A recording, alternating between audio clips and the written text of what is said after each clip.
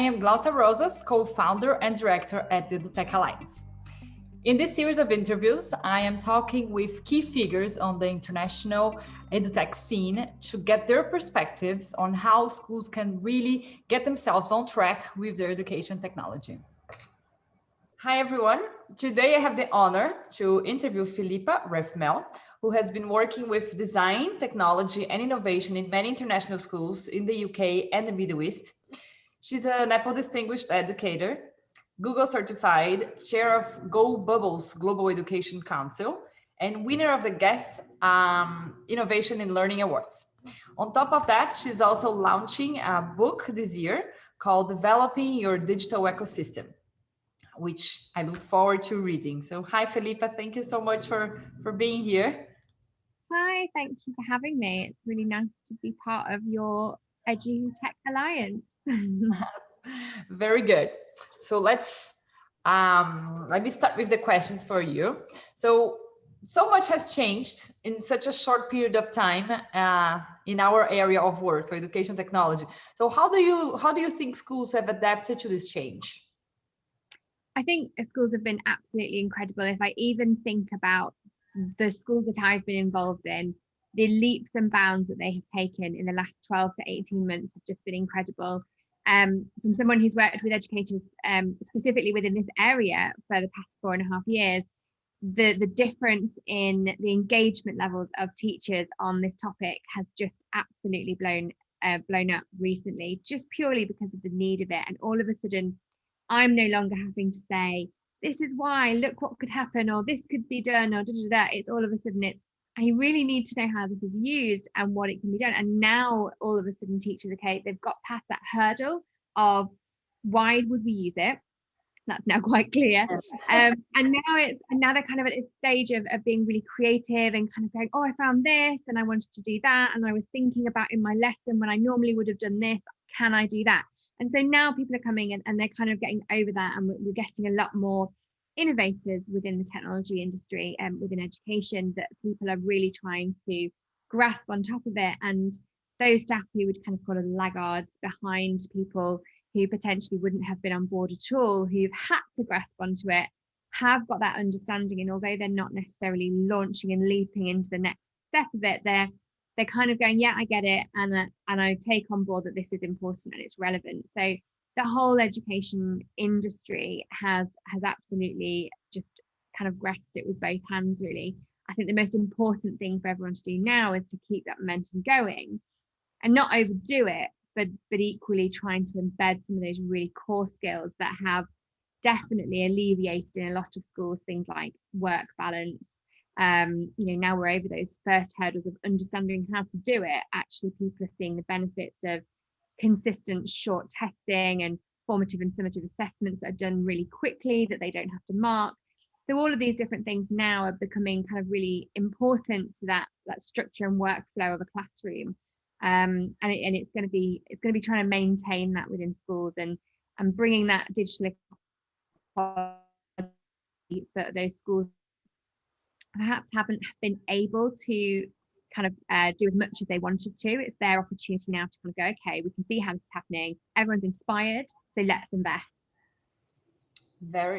Completely agree with you. But also over this period, with everyone, they're exploring new tools, they're trying new things, but also we've seen that many schools have bought all this tech kit that they needed to be able to do distance learning and to work. And basically the aim was to survive over this period and keep on teaching and functioning and trying new things and buying new technology. So now we see that they are facing many problems with this big pile of systems that they don't necessarily integrate. They don't know where the data is, how safe they are, and how to manage so many systems with little resources. Absolutely. This is where strategy comes into play. You've got your hook, and anyone who's led a digital strategy will say you want your quick wins, and that's kind of what's happened. But equally, behind those quick wins, we have a strategy building and bubbling away of connecting the right people, understanding what is there in terms of that ecosystem, and does it work? So yeah, it's wonderful that English have found this project and science using this, and DT have done that, but actually, do they work together as a system, and can we combine anything? Are we using lots of things that are very similar? And equally, what are students doing when we think they're working but maybe they're not? And what is actually happening in terms of their safety? Are they aware of how what they're doing is online, staying online, etc.? I mean, sadly, online cases of safeguarding have gone up through the remote period, and actually it's part of what we need to be doing as educators, is actually making sure that students understand that digital online safety world, but not just them, it's actually the teachers. So you end up getting this whole kind of overarching, what I call the digital ecosystem of the school, kind of that big dome, that bubble that kind of makes sure it's safe, and actually all of those layers of that. So does your safeguarding lead understand and know the concepts of how the infrastructure of the school works in terms of their digital technology, the loopholes that students may potentially try to go against? So things like online behaviour, is that in line with your actual behaviour policy? So they're not separate things,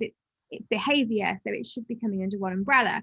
And then all those different elements linked together. So while they're doing, when they're doing the safeguarding training at the beginning of the academic year, which is statutory in I think pretty much every country and every school, is that aligned with, and now we're going to talk about e-safety and digital safety and online, and actually, what are you as teachers? How safe are you? How safe is your personal information? Because if you're not keeping your personal information safe, how are you going to be able to then ensure that you're educating students in a pastoral manner, as a tutor, as a leader, as a head of year, to make sure that your students are being safe online?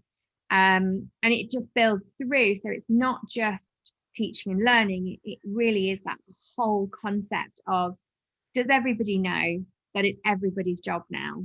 It's not just the digital leader. It really is a strategic approach to make sure that you are entwining everything enough so it works, but with that little bit of ensuring you can still have a bit of spontaneity and you can have innovation within the learning. It's not so rigid that you can't make change, but that you continue to iterate and develop your strategy to benefit your community, and everybody's community will be different. I'm an Apple distinguished educator, but equally in schools where they don't have Apple devices, it doesn't work. It just means it works in a different way, and their leader needs to be very aware of how that works, and that really is going to be about that digital governance and just building that dome and scaffolding it together. So on this digital governance that you're mentioning, this seems to be a challenge for many schools. So how do you think they can create and foster that structured technology system and have that governance, and how can they overcome those challenges and actually reach that? So from my perspective, the first starting points would be that you have your director of IT, which is a very different thing from your computer digital lead. Is actually that you have those two people and they work in partnership together. So every school now will have at least one person who is in charge of the devices and the infrastructure that goes on in that school, whether it's just that they may only be seen by some people as the person that comes to make sure the whiteboard works. That person actually is in charge of an awful lot more than that. And actually that person is an incredible strategic manager, but they're not an educator. And what we need to do in a school, whether we see it as a business or not, at the end of the day, we've got customers, which are our children, in front of us, and we need them to understand and learn, but we need to keep them safe as well, is actually to put that teacher next to that IT person and say, guys, can you work together? Because you know how it works and you know why it needs to work, and together that teamwork and that alliance will really, really help to support the whole school. And that leadership is really important, that it's in a position of say power, because it needs to be a position where somebody has the opportunity and the autonomy to say, yes, that's a decision that needs to be done. Yes, we need to make that decision. They need to be close enough to the head of school or the principal to be able to have an understanding of the whole school, so that they can fill holes and understand what's going on as the whole school develops. because many issues as well for some staff who are not as digitally savvy may not see how nowadays, when we're in a digital world that we live in, that actually there's a great importance on that specific topic area of, have you thought about using this system, because that could actually fill that gap, or have you thought about approaching it in this way, because it may well be that that child is online gaming and they're suffering stress and anxiety due to that. You know, there's all kinds of different concepts that could come under, but having that person within that top tier level will allow those different holes to be filled very quickly, and it just allows that information to filter down. But equally, what it allows is that digital leader is no longer just the busybody who's trying to get everyone to use technology in their classroom. They're actually empowered as a leader, and your staff, regardless of what school you're in, will take a lot more notice of them, and they'll understand that it's an important part of the school. It's part of the, you know, the pillars of academic, pastoral. Actually, digital needs to be there as well, because of the world that we're bringing our children up in now. So for me, it's about that alliance between the IT team and the teachers, and that strategic lead of understanding how academically, how pastorally, and how safely it can be entwined within your whole school community. And that's kind of where people need to go now. You can't just expect, potentially, of even a 2-form entry school, that every teacher within their own classroom has their own strategy, because we all know what's going to happen there is that, one, your budgets will go through the roof, but equally everyone doing so many different things, that the safeguarding is going to out the window, and there's going to be so many opportunities for people to threaten your ecosystem at school. No, definitely. You can expect a miracle to happen, and, you know, have a great technology ecosystem without guidance, without a strategy, without a vision, without support, sponsorship from the school leadership, definitely. So this is a organizational design is very important in terms of allowing these projects to flourish, and, you know, the strategic side of technology just flow with the strategic side of the school. And equally, you need somebody who's on the ground to be able to have those conversations with staff, but to also have time to go away and go, okay, I've been told, you know, because equally this is what happens. You know, you have someone who tells you about this new platform, this new thing that happens. You need someone to go away and actually have a look at that and find out what it's about. Making your teaching staff, who already have 30 hours plus marking plus planning plus everything else, go and do that in addition, is just such a lot of work. And I don't think people quite realize how much work goes into actually working out whether it's curriculum ready and whether it's viable to be in a classroom as an application, as a platform, or whatever. And is it something that can actually help the learning, or is it a gimmick? Because we don't want gimmicks in education. We want things that are real, tangible uses to extend and consolidate learning. And this leads to my next question, which was this person that we are talking about, the person who's leading education technology. The person in charge must be in a position to advise the school leadership and to make certain important decisions for the organization, you know, to train teachers, care of safeguarding, many points to act on. So it's a big responsibility. So what are the skills and the knowledge that this person must have in order to be able to do that you think?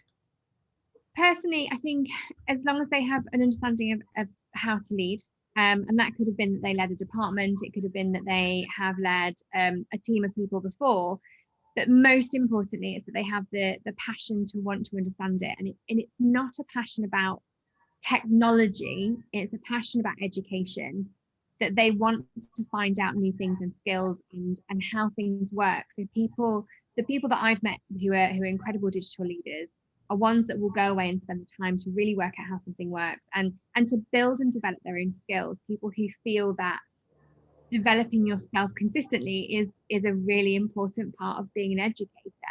And so it's really important that that person is somebody who wants to learn, who is, you know, excited and inspired by ideas from other people. I also think it's really important that they're not somebody who sits there and goes, but I've said we're going to use this platform and that should be it. That actually they take on board and they're very much able to understand and see all these different parts of the curriculum. Because generally you will have specialized in something as a teacher. And actually educational technology, you don't go academic, you don't go pastoral, which is quite often where you do go if you go into senior leadership. You actually need to have a really good kind of angle of both of those different areas. But again, that passion of just wanting to always better yourself and wanting to kind of continue to do more and being able to sort of see and spot loopholes. So definitely being a leader, because you will be teaching and training all of the school.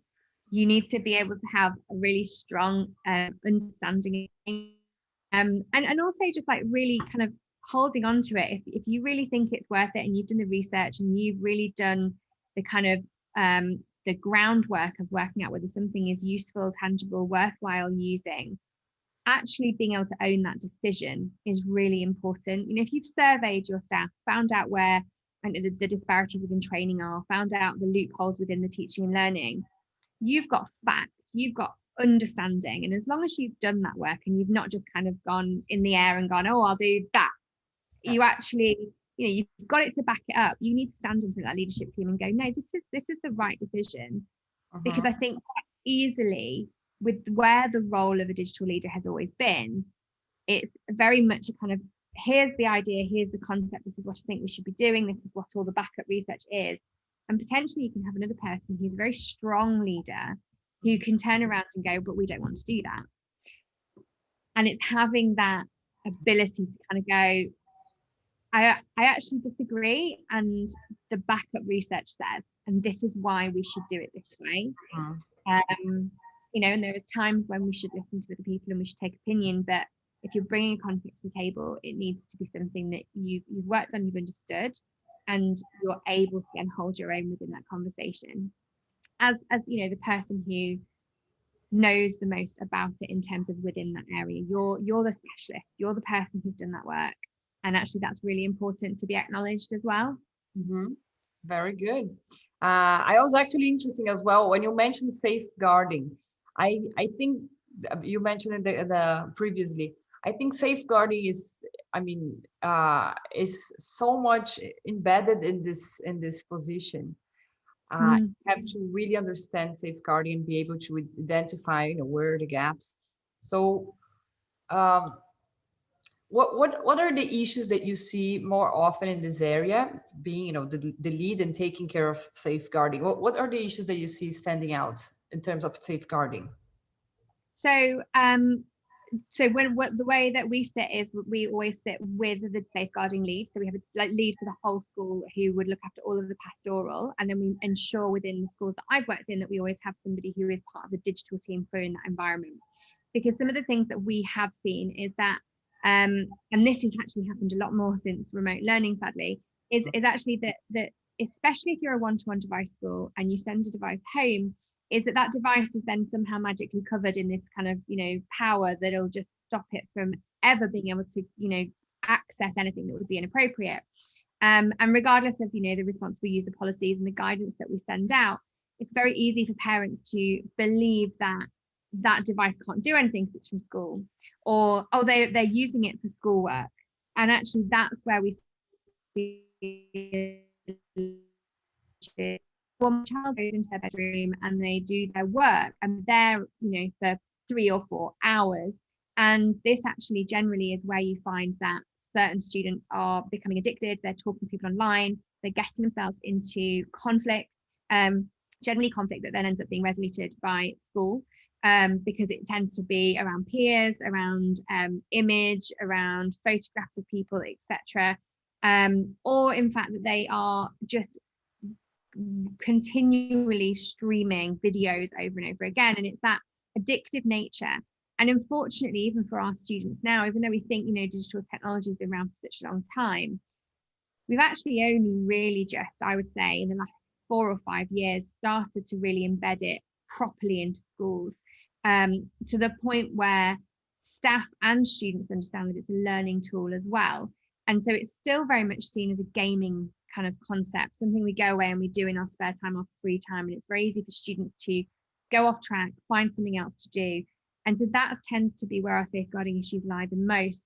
They go off onto a tangent, find something they didn't really expect, maybe the first one is funny, they're watching a video about something, but then it becomes a little bit more extreme. And those sorts of things are the things that we need to be really careful of.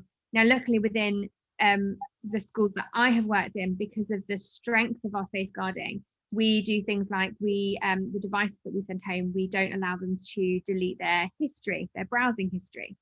So regardless of what they do, we can still see what they have done. Yep. And it does deter that. However, it doesn't necessarily always stop some of the students, and they don't realise that that's something that's there, or that their digital footprint is something that we can still track. And actually those sorts of things, that having a digital leader and an IT specialist together make a really great team, is because the teacher knows what the students will go off and do and potentially get addicted to. They can see the trends that are coming through within education and within technology and within just general social reams within different parts of the world. And actually we can go, okay, I potentially think that this is going to happen, this is going to happen, this is going to happen. How can we secure our system? How can we make sure students are aware? And then pastorally, we can do a big project with students about, not talking to people online, not sharing images of ourselves, not streaming for too long. We can do a parent governance workshop where we can talk to them about how children are doing their homework. Realistically, they should be in an open space in the home. You want to know what they're doing. Maybe they have their door open. You want to keep going in and checking on them. You might even restrict what they're actually able to access, and putting them on time limits and things like that. So straight away, having an ecosystem built around your digital technology strategy, you are making sure that not only are your students safe, but you're actually educating parents, and you're ensuring that the pastoral system is keeping relevant and up to date with the trends that happen. And they change so quickly. One trend that could be a year 6 issue at one point might be a year 4 issue in the year's time.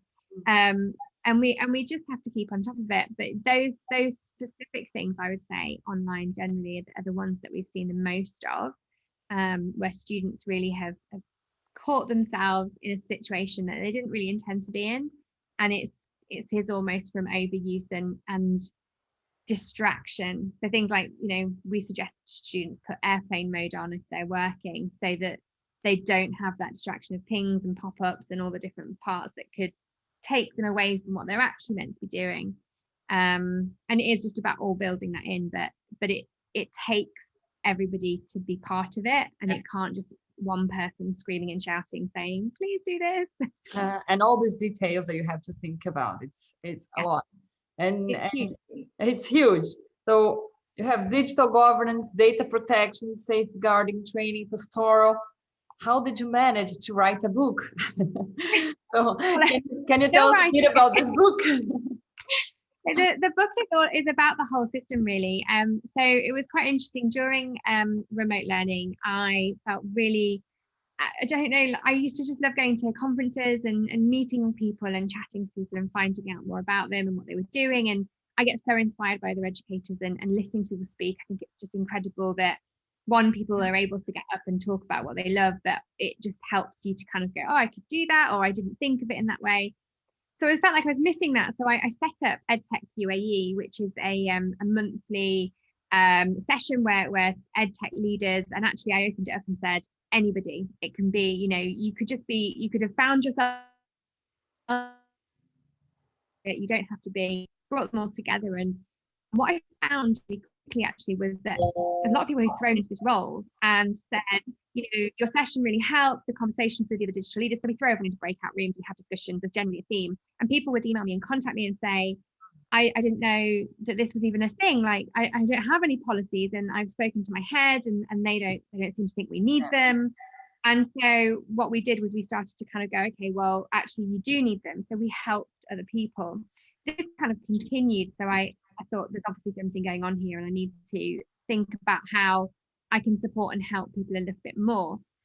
And so the book kind of came about, and it really was about that concept that I remember when I first got asked to be a digital leader, it was like, oh, it's just being in charge of the iPads.